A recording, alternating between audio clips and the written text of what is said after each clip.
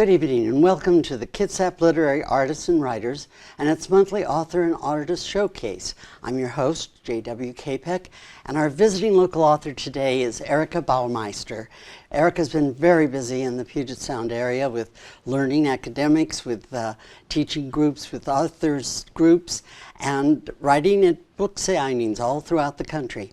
Erica, thank you so much for coming to Bremerton Access Television Studio today. Thank you for having me. Okay, and I'm using a new toy for myself, and it's not working, so I'm going to set it down.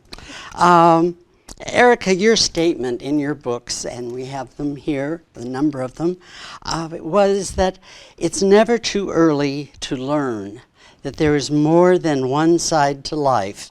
And I found that that permeates all of your writing. What brought that to you? Well, you know, it was interesting. One time somebody said, everyone writes the same book over and over again. Mm-hmm. And then they said, okay, well, what would be the book that you write over and over again? And I would say it would be a book about compassion. Mm-hmm. And I grew up with a father who was a rocket scientist. We could not have been more different. We could not have believed more different things. I wanted to believe that there was a place in the world where our two sides of the world could coexist and we could still love each other. And that to me is writing, because writing is the one place where there is no one right answer. There's only different ways of seeing something. Your novels about cooking, which are the Schools of Essential Ingredients, the Joy for Beginners, and also the Lost Art of Mixing, integrate all of the senses. They particularly the touching of the bread, the different qualities of the food you work with. But in your newest novel, The Scent Keeper, it focuses on the sense of smell. How did you arrive at that specialty? And are you planning more books to highlight each sense by itself? I do. I love to focus on the subliminal things that we're not paying attention to. And I love to make my readers pay attention to them. So food was one of them. In Joy for Beginners, that's a book where it's 8 women who each take on one thing during the next year that is new or difficult or scary. And in that book, there was a woman who was what I would call a perfume matcher. And so what I wanted to do was really understand the sense of smell for that book. And I got deeply into it. I loved it. I finished that book. I finished her chapter. And I thought, I want to do a whole book about smell, because of all the senses, it is the most subliminal and I think the most powerful. Smell is the one sense that goes directly to the emotional part of your brain without any bypass through an intellectual filter. And that's why our memories are so amazingly powerful. So I thought, what would it be like to have a child who's been raised with smell as her primary sense? She's not blind, but it is going to be her default sense, you know. Mm-hmm. And what would that be like? How would our world look different to someone with that kind of training? Well, this summer in San Francisco, you had a reading book signing and a scent extravaganza. So now, how did that happen, and what was a scent extravaganza? It's one of the things I've been doing when I've been going around and doing book events for Scent Keeper. I bring in bottles that are wrapped with paper, and people get to smell them. And it's interesting. Some people want to guess. It's like it's a test. Other people, they want to get enveloped with the emotion that this scent makes them feel. Other people, it creates a story in their mind. And that was one of the things I wanted to get to, was how do you relate to this sense of smell? Just this last week, my husband and I were going to Oregon to the High Desert Museum, and I found, because I'd read your book, I found that I was walking around trying to see what I was smelling in the museum. Mm-hmm. But one of the things is I kind of wished that this book had a scratch and smell with it, because I kept wanting some of the scents that you mentioned. I had no knowledge of them myself. Mm-hmm. And I kept thinking, gee, I could just scratch this and see what it was she was talking about. If only that technology was that good. Oh, you know. Okay. In the writing world, there's a discussion of show, not tell. But you prefer to tell the reader what is happening or show them. And how were you able to bring showing or telling the scent of smell to people? So that whole show Don't Tell is a, it's a well-known writing adage. I believe it very deeply. Part of that is because I think fiction and these days memoir, the whole idea is if you show someone, they experiencing it. And I think that if someone experiences something, you're more likely to change their minds than if you just tell them what to do or tell them what happened. And so for me, I want to bring my readers into that experience. And with smell, what that means is you are automatically vaulted into poetry in your writing. You're vaulted into metaphor, because we don't have words for smells. Fish smells fishy. Salt tastes salty. Taste being 80% smell. And so you have to come up with analogies. You have to come up with metaphors and similes. And what is this, if this was music, what would this smell be? Would this be jazzy? Would it be classical? Would it be something romantic and sensual?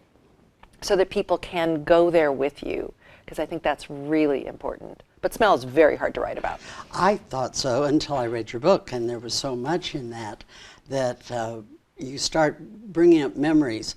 Oh, I remember Grandma's house and how it smelled, and I remember when I went such and such a place and it smelled so awful, and different kinds of smells come back through your memories and stimulate the memories too.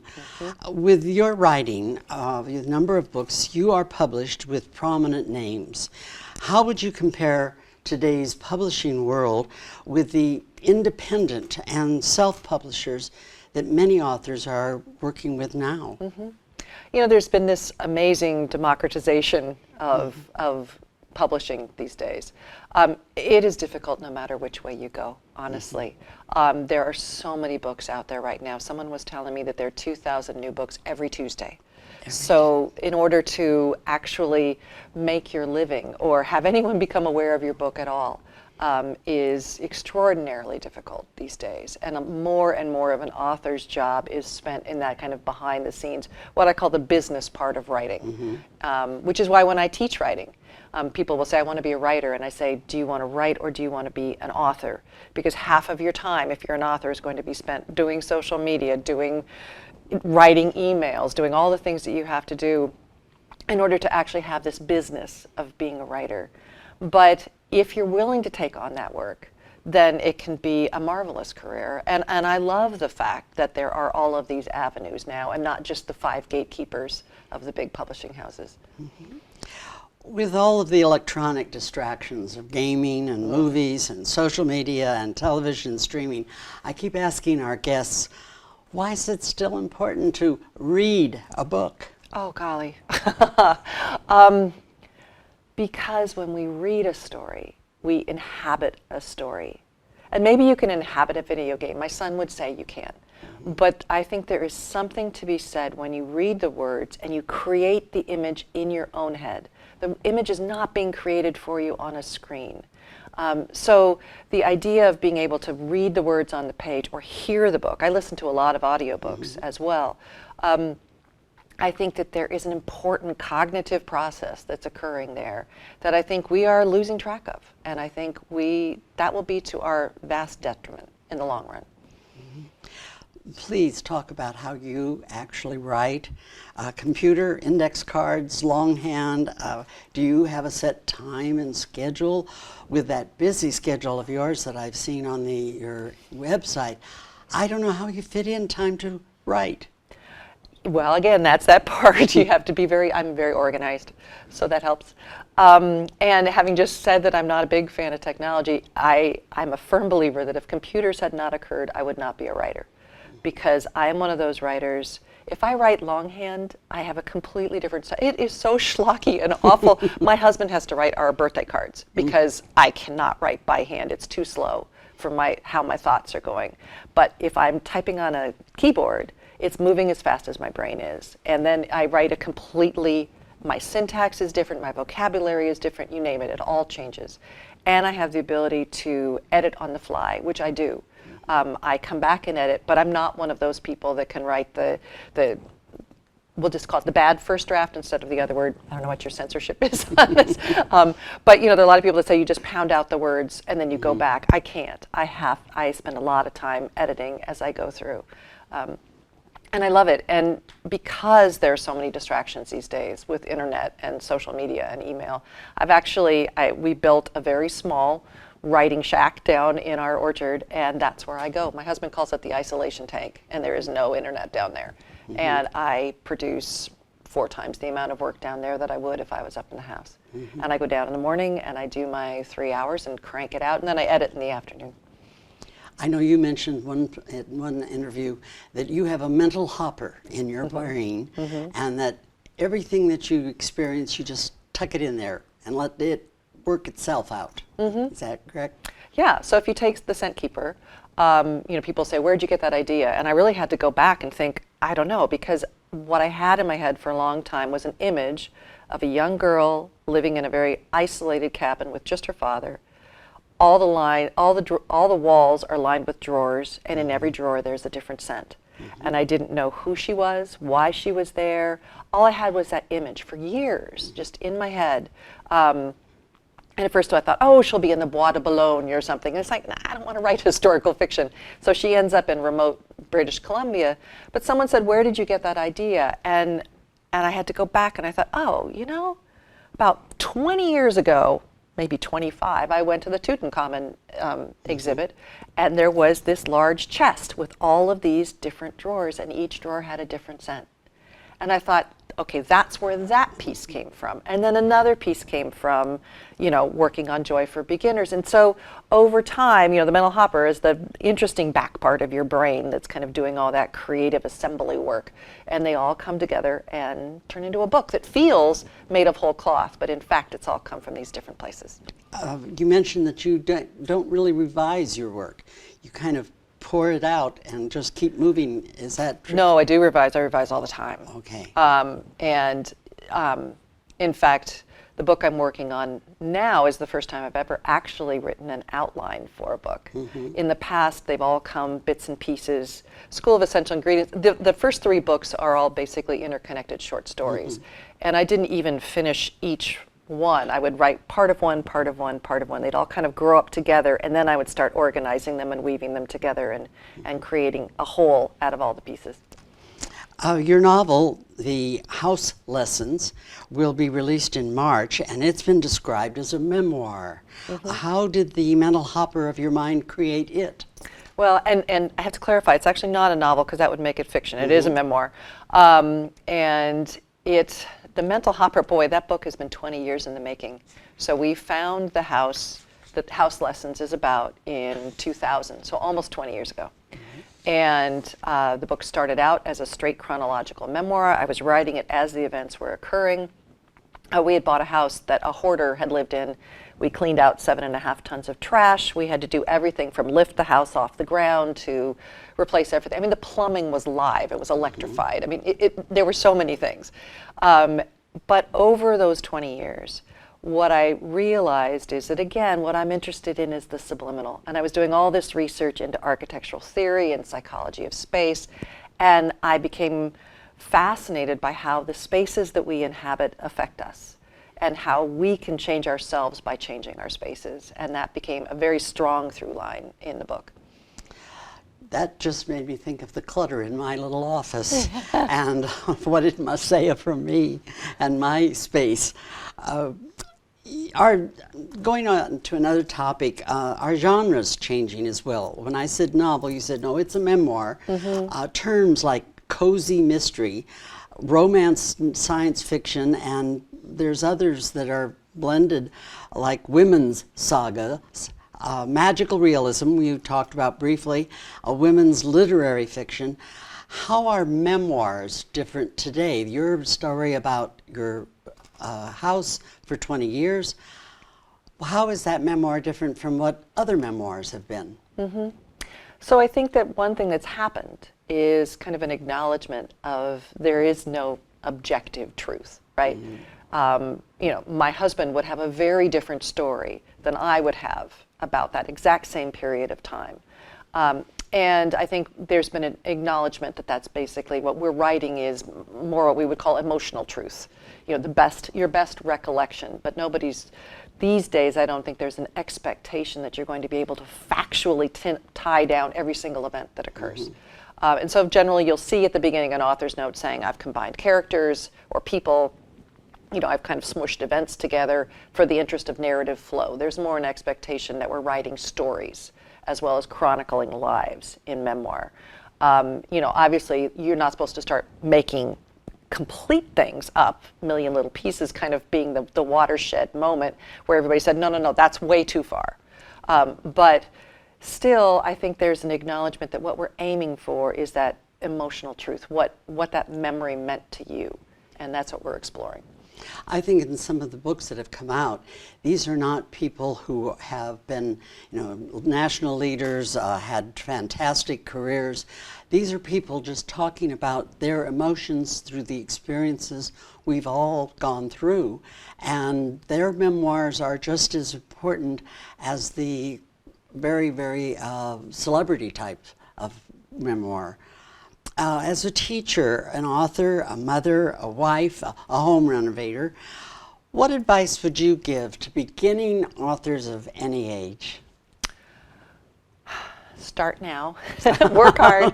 You know, I had an interview recently with Bill Keenauer, and he was saying, you know, my first novel was published right before my 50th birthday. And I had been writing since I had gotten out of college. So there were, let's say, decades in which I was not being published for my creative work. And you know, he said, what would you say to your younger self now?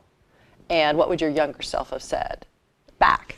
And I said, you know, what's interesting to me is that every book I wrote that wasn't published was important.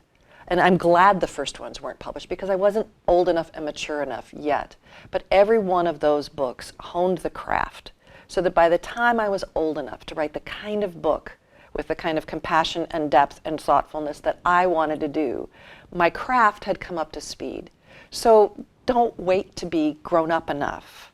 And don't expect the first one. You know, so many authors, it's their third complete book before they actually get published.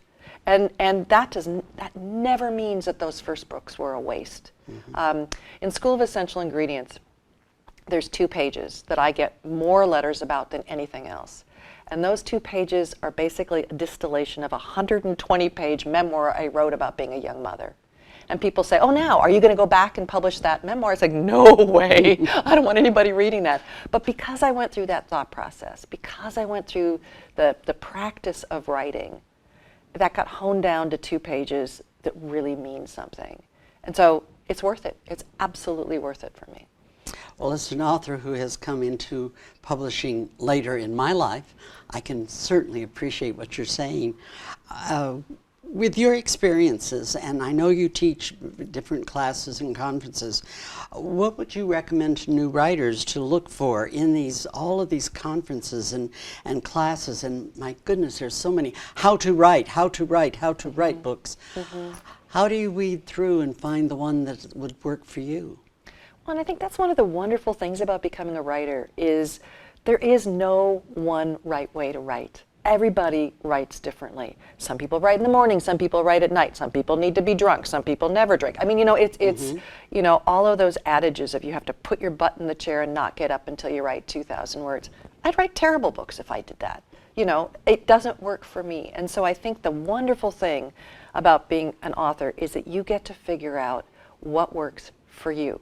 And you can read all these things, and you can be in a writing group, and you can get critiques back on your work, but you get to figure out what works. And you have to listen to your own internal sense of self as, yes, that works.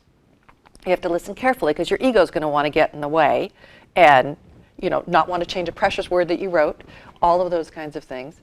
But I think that it's a great way to kind of hone your own personal sense of who you are. And so I would say that you follow the same thing when you're looking at the how-to books or the conferences. You're going to look at the offerings and say, that interests me. That sounds like something that would be good for me. And you follow your own instincts. Well, I believe you answered my next question, because it was, can you describe why writing is a gift to you? And everything you've said so far shows that it is a gift that you appreciate. Oh, it is. You know, I listen to authors where they talk about writing as if it is this horrible torture. And it isn't for me. The hard part is not writing. It's when that's when I'm not much good for anything else, I guess. But when I am able to be writing and I have a book and it's inhabiting my creative soul and all I want to do is write it, there is nothing better in the world. There's nothing else I would rather be doing. If a book club or other organization wanted to get in touch with you, I know that you have a website, which will be printed across the top here. You have a website, but or they want to invite you to speak. How do they contact you otherwise? On that website, there's an events page. There's also a contacts page, and both of them have clicks through for an email for me. Okay. And I probably talked to over 160 book clubs at this point, and I love talking to them, either in person or Skype or phone. Okay. I believe that we have answered all of my questions. What question would you like me to ask you? Oh, good heavens. Well, everybody always asks what comes next.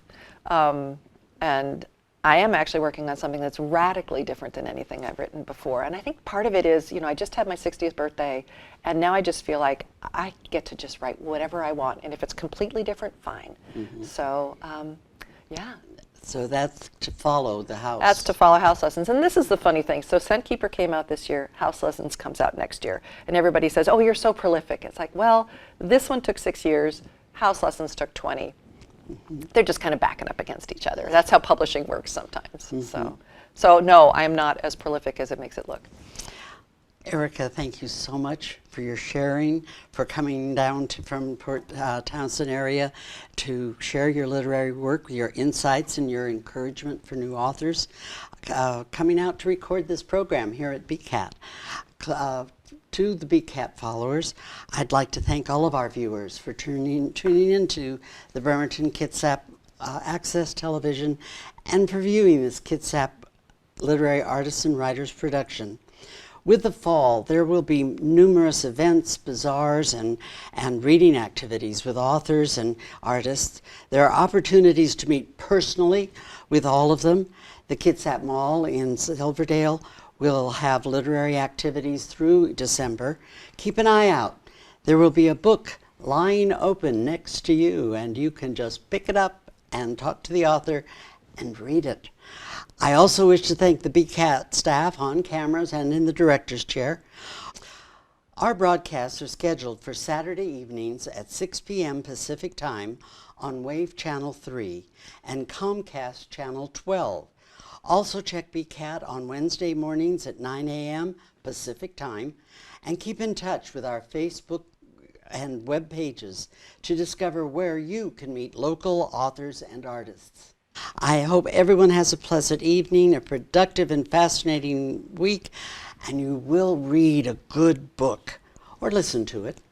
Until next Saturday, I'm J.W. Capek with the Kitsap Literary Artists and Writers in conjunction with Bremerton Kitsap Access Television. Good evening, and thank you, Erica, again. Thank you.